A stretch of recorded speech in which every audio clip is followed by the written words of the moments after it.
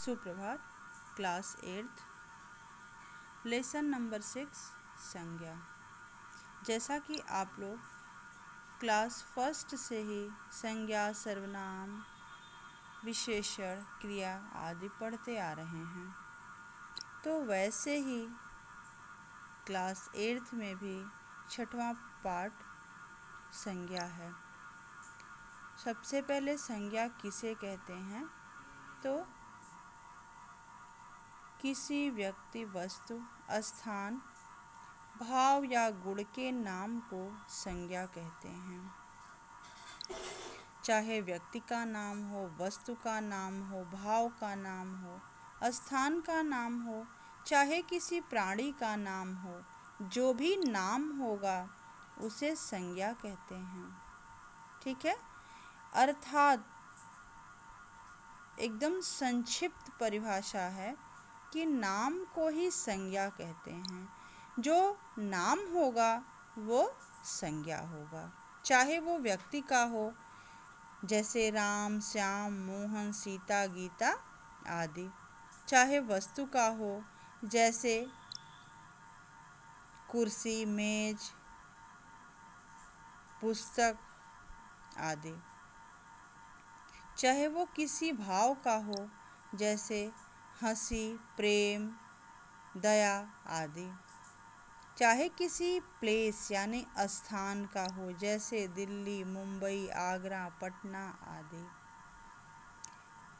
प्राणी यानी कि जिसके अंदर प्राण हो। प्राणी किसे कहेंगे? कि जिसके अंदर प्राण हो उसे ही प्राणी कहते हैं, जैसे शेर, गाय, भैंस आदि। उसमें मनुष्य भी आते हैं। ठीक है।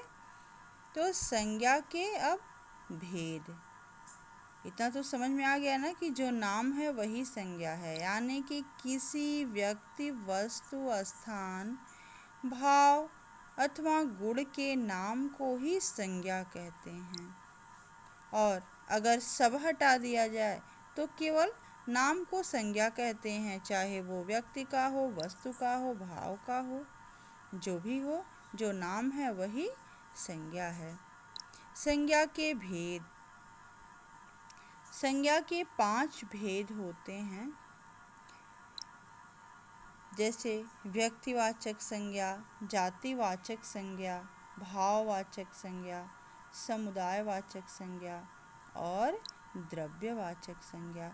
आप लोग छोटे क्लास में पढ़े होंगे कि संज्ञा के 3 भेद होते हैं। छोटे क्लास में क्या पढ़े हैं? कि संज्ञा के 3 भेद हैं। संज्ञा के 3 भेद में कौन कौन से आते हैं? तो व्यक्तिवाचक, जातिवाचक और भाववाचक। लेकिन अब हम लोग क्या पढ़ रहे हैं? संज्ञा के 5 भेद होते हैं। व्यक्तिवाचक, जातिवाचक, भाववाचक, समुदायवाचक और द्रव्यवाचक। व्यक्तिवाचक संज्ञा किसे कहते हैं? जिन संज्ञा शब्दों से किसी विशेष व्यक्ति, वस्तु या स्थान के नाम का बोध होता है उसे व्यक्तिवाचक संज्ञा कहते हैं। जैसे महाभारत, रामायण। आपको पता है कि महाभारत और रामायण एक वस्तु नहीं, एक पुस्तक का नाम है। दिल्ली, आगरा ये एक शहर के नाम हैं। महात्मा गांधी, मदर टेरेसा ये क्या हैं?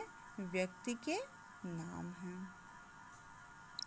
दूसरा है जातिवाचक संज्ञा। जिस संज्ञा शब्द से किसी प्राणी, वस्तु या स्थान की संपूर्ण जाति का बोध हो उसे जातिवाचक संज्ञा कहते हैं। जैसे लड़की, कवि, घर, महिला। जैसे आप लोग अपनी क्लास में बैठते हैं, ठीक है, तो उसका क्या नाम है? क्लासरूम। हिंदी में कक्षा कहते हैं। तो कक्षा में बच्चे एक समूह में बैठते हैं। कैसे बैठते हैं? तो जैसे क्लास जो है, कक्षा जो है वो समुदायवाचक नहीं, क्या होता है? जातिवाचक संज्ञा होता है। विद्यार्थी, ठीक है, तो विद्यार्थी यानी कि विद्या ग्रहण करने वाला। तो जितने भी विद्यार्थी किसी एक व्यक्ति को नहीं कहते हैं, जो भी विद्या ग्रहण करने वाले हैं सबको विद्यार्थी कहते हैं, चाहे क्लास 6 का हो, 8 का हो, 10 का हो। जो भी विद्या ग्रहण करता है उसे हम विद्यार्थी कहते हैं। ठीक है। फिर है भाववाचक संज्ञा। जिन संज्ञा शब्दों से किसी वस्तु या व्यक्ति के गुण, दोष, भाव, अवस्था व कर्म आदि भावों का बोध हो, वे भाववाचक संज्ञा कहलाते हैं। जैसे भूख, प्यास, चोरी, दया, बचपन, अहंकार, हंसी आदि। बाकी समुदायवाचक संज्ञा और द्रव्यवाचक संज्ञा हम लोग अगली क्लास में पढ़ेंगे। धन्यवाद।